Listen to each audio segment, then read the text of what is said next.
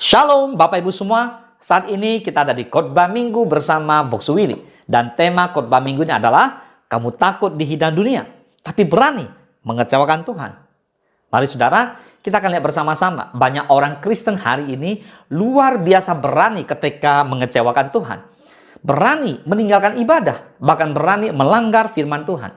Berani menyakiti hati Tuhan lewat kompromi dengan dosa, dengan pelanggaran terhadap firman Allah.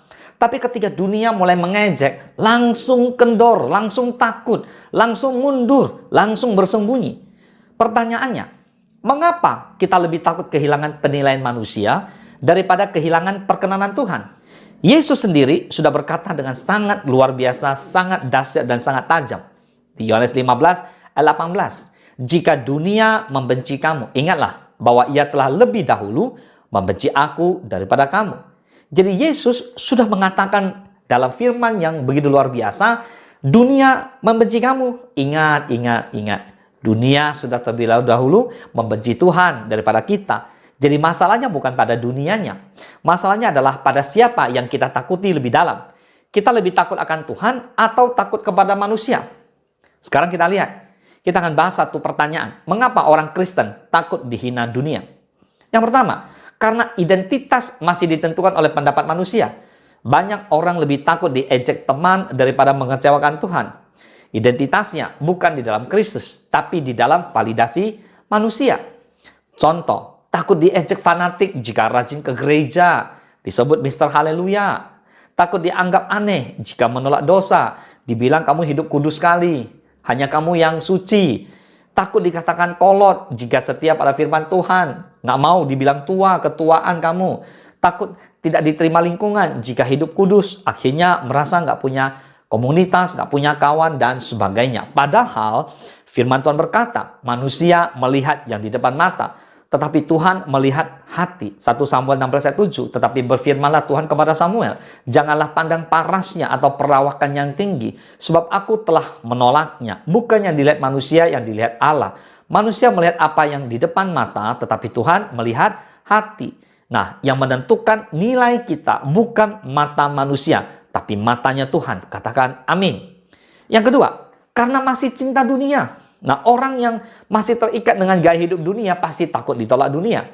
Kesukaan akan dunia membuat hati itu begitu sulit berdiri bagi Tuhan. Karena dia lebih pro dunia daripada pro kepada Tuhan. Barang siapa mau menjadi sahabat dunia ini, ia menjadikan dirinya musuh Allah. Itu firman. Yakobus 4 ayat 4, hai kamu orang-orang yang tidak setia, tidakkah kamu tahu bahwa persahabatan dengan dunia adalah permusuhan dengan Allah?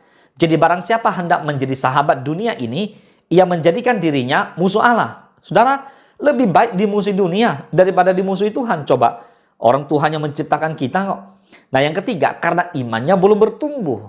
Orang yang imannya dangkal, mudah goyah oleh hinaan kecil. Kita lihat Alkitab. Petrus menyangkal Yesus. Saat seseorang hamba perempuan berkata, engkau kayaknya juga muridnya Tuhan Yesus ya? Bukan. Engkau salah satu murid daripada itu kan? Lalu Petrus ketakutan dan akhirnya Petrus mulai menyangkal. Hanya ditegur seorang pelayan, Petrus lebih takut manusia daripada menghormati Tuhan. Itulah gambaran banyak orang percaya hari-hari ini. Pertanyaannya, mengapa kita berani mengecewakan Tuhan? Yang pertama, karena kita lupa bahwa Tuhan adalah raja, bukan teman sebaya.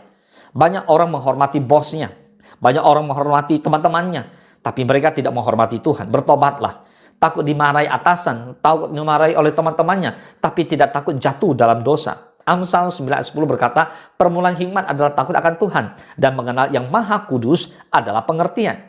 Kalau hati sudah tidak takut Tuhan, seseorang jadi mudah sekali berbuat dosa. Yang kedua, karena berkat Tuhan dianggap otomatis. Banyak orang berasumsi, Tuhan pasti mengampunilah, Tuhan kan baik kan. Lalu ya Tuhan pasti memaklumilah keadaan saya akan terpaksa. Pasti memahamilah, sehingga berani kompromi terhadap dosa. Padahal Alkitab tidak pernah mengajarkan murahnya dosa, tetapi mengajarkan mahalnya pertobatan. Yang ketiga, karena kita lupa harga yang Yesus bayar.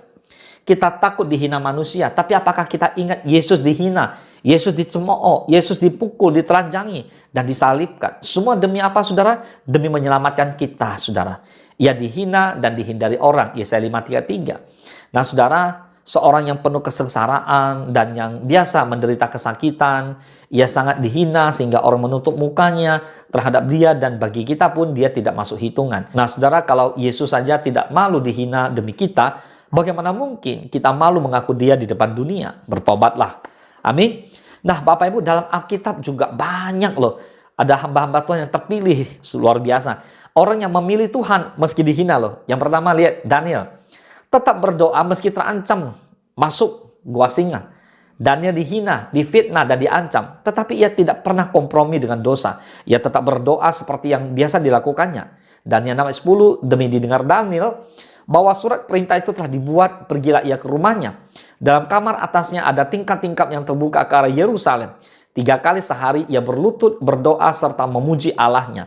Seperti yang biasa dilakukannya. Nah Bapak Ibu semua, Daniel lebih takut mengecewakan Tuhan daripada kehilangan nyawanya. Yang kedua, Sadrak, Mesak, dan Abednego menolak tunduk pada patung. Mereka diejek kok, mereka diserahkan ke perapian. Tetapi mereka berkata, Allah yang kami puja sanggup melepaskan kami. Bahkan jika Allah tidak melepaskan, mereka tetap tidak akan kompromi. Daniel 3:17, jika Allah kami yang kami puja sanggup melepaskan kami, maka ia akan melepaskan kami dari perapian yang menyala-nyala itu dan dari dalam. Amin. Nah yang ketiga adalah Paulus tetap memberitakan Injil meski dikejar, dipenjara. Paulus tidak peduli dengan hinaan, penolakan, atau pukulan. Di Filipi 1:21 berkata, karena bagiku hidup adalah Kristus dan mati adalah keuntungan. Wah, ini ayat favorit ya. Itulah hati seorang yang takut akan Tuhan, bukan manusia. Ingat, bagiku hidup adalah Kristus, mati adalah keuntungan. Nah, realita dalam masa kini, anak muda, wah, banyak yang takut diajak teman karena tidak pacaran bebas, takut dianggap kuno karena menjaga kekudusan, takut dikata fanatik karena rajin pelayanan. Nah, akhirnya kompromi, padahal tahu itu menyakiti hati Tuhan. Bertobatlah. Ada pelayan Tuhan takut menegur jemaat yang salah karena takut kehilangan jemaat. Takut berkata jujur karena takut tidak disukai. Akhirnya pelayanan berubah menjadi hiburan manusia. Bukan lagi tentang membicarakan kebenaran firman Allah. Yang ketiga adalah pekerja dan profesional. Takut dianggap tidak bergaul karena tidak ikut mabuk. Takut dianggap aneh karena menolak korupsi. Takut dianggap sok suci karena menjaga integritas. Akhirnya iman dikorbankan demi penerimaan dunia. Bertobatlah. Bapak Ibu semua, sebagai penutup pesan firman Tuhan hari ini, pilihan dua takut. Setiap orang harus memilih takut Tuhan atau takut manusia. Kalau takut Tuhan, hidup benar. Takut manusia, hidup kompromi. Yesus sudah memperingatkan, jangan kamu takut kepada mereka yang dapat membunuh tubuh, tetapi takutlah kepada Dia yang berkuasa membinasakan baik jiwa maupun tubuh di dalam neraka. Matius 28. Dan janganlah kamu takut pada mereka yang dapat membunuh tubuh, tetapi yang tidak berkuasa membunuh jiwa. Takutlah terutama kepada Dia yang berkuasa membinasakan baik jiwa maupun tubuh di dalam neraka. So, lebih baik kehormatan hilang di mata manusia daripada kehilangan perkenanan di mata Tuhan. Pertanyaannya, apa yang terjadi jika kita memilih mengutamakan Tuhan? Nah, ini akan terjadi. Yang pertama, Tuhan sendiri akan bela kita, saudara. Makanya di Roma 8 ayat 31 berkata, sebab itu siapakah yang akan kita katakan tentang semuanya itu? Jika Allah di pihak kita, siapakah yang akan melawan kita? Ya nggak ada lah. Jika Tuhan udah di pihak kita, udah pasti menang. Amin. Yang kedua, ada damai yang dunia tidak bisa berikan. Walau dihina manusia, hati saudara damai karena menyenangkan Tuhan. Amin. Yang ketiga adalah ada upah kekal di surga. Berbahagialah kamu jika karena aku kamu dicelah. Matius 5:11.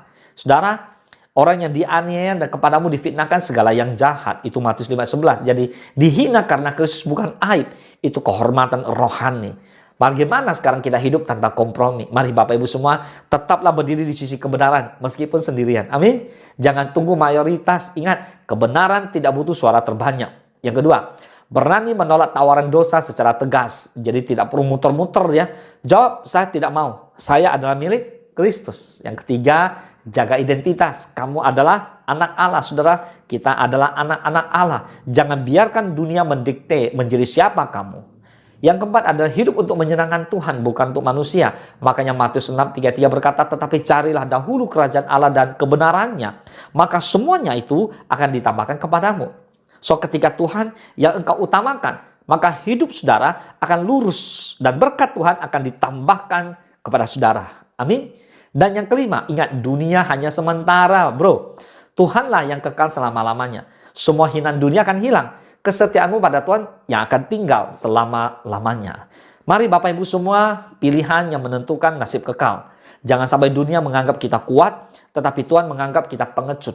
Jangan sampai kita takut dihina manusia, tetapi berani menghina kasih Tuhan. Hari ini, mari kita berkata, Tuhan, aku lebih takut mengecewakan Tuhan daripada kehilangan penerimaan dunia. Bagi saya, Kristus adalah segalanya. Karena pada akhirnya, lebih baik seluruh dunia meninggalkan saudara dan saya, tapi Tuhan berdiri di pihak kita. Amin. Mari kita bersatu dalam doa. Ingat sekali lagi, jangan takut dihina dunia. Jangan pernah mengecewakan Tuhan. Hiduplah dalam integritas iman kita kepada Kristus. Katakan amin. Mari kita bersatu dalam doa. Bapa di dalam surga, kami berdoa hari ini buat semua rekan-rekan yang mengikuti khotbah minggu secara online ini. Tuhan kuatkan dan teguhkan hati kami. Kami tidak mau mengecewakan Tuhan. Kami mau berjalan dalam kebenaran. Kami tidak takut dihina dunia. Karena kami sesungguhnya tidak peduli dengan apa yang dunia memberikan kepada kami. Kami lebih peduli agar kami berkenan di hadapan Allah. Oleh sebab itu kami berdoa hari ini buat semua rekan yang mengikuti khotbah minggu ini. Bila mereka sungguh-sungguh hidup benar di hadapan Tuhan. Sungguh-sungguh fokus untuk memuliakan Tuhan. Sungguh hidup takut akan Tuhan daripada takut akan manusia. Bapak terima kasih, ini doa kami. Kami bersyukur hanya di dalam nama Tuhan Yesus. Mari Bapak Ibu semua sama-sama kita katakan amin. Selamat hari Minggu, Tuhan Yesus memberkati.